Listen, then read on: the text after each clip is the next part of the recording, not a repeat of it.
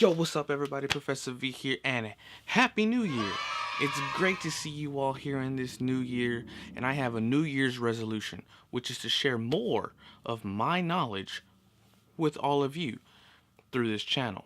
With that being said, this is the first lesson of my tutorials and tips series. Today, we're talking about a very specific value that psychological researchers must understand to be able to state that their research is even relevant. And that is the probability value, also called p-values. Let's go.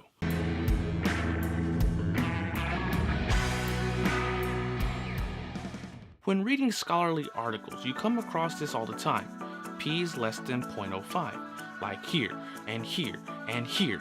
It's crazy that this number appears everywhere in academic research, but what does it actually mean? Well, in order to understand the p-value, we must understand the two types of hypotheses. A hypothesis is a statement that you make on the expected outcome of your research based on previous scientific research. This is what makes the hypothesis an educated guess rather than just a guess. The null hypothesis is a statement stating that there was no change, no effect, or no relationship between the variables. The P in p-value stands for probability, which is stated in the introduction. It signifies that the probability that the results were caused by chance. When the probability value is less than 0.05, this means there is a less than 5% chance that the results were accidentally achieved. A common misconception is that this also means that there is a 95% chance that the results were achieved by the interaction of variables. This is not the case. For example, if you were to wear your lucky socks for a whole month, and each time you wore your lucky socks you didn't get a speeding ticket, your p-value will be less than 0.01, which is less than the standard 0.05 p-value. However, it is still plausible to believe that you didn't get a speeding ticket because either you kept below the speed limits or there were never any patrol police officers when you did exceed the speed limits. Now, usually you would put all your raw data into a computer program like SPSS and tell it to do calculations and whatnot, and it'll spit out a bunch of data depending on the data you want. It may also spit out your p-values for your study.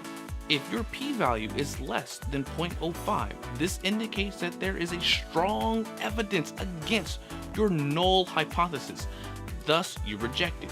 If your p-value is larger than 0.05, it indicated weak evidence against the null hypothesis, thus you fail to reject the null hypothesis. Notice I didn't say you accept the null hypothesis, you failed to reject it, meaning there is still a chance that your variables did have an effect, but not enough to accept the hypothesis to be fact.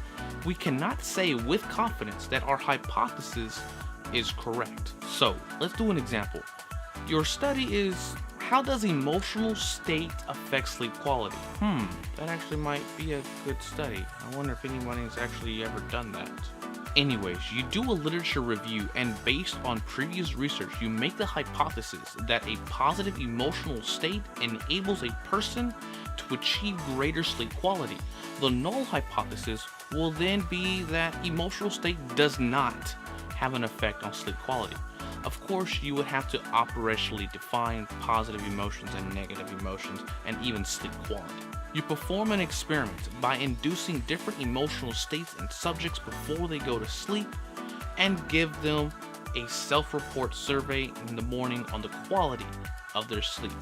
You plug in all the data into your statistical program and get your p-values. If the p-value was less than 0.01, which is less than the standard p-value of 0.05, then congratulations, you can safely reject the null hypothesis and claim that it is very unlikely that the results of the study happened by chance. However, if the p-value is 0.34, which is greater than the standard 0.05 p-value, that means you will fail to reject the null hypothesis.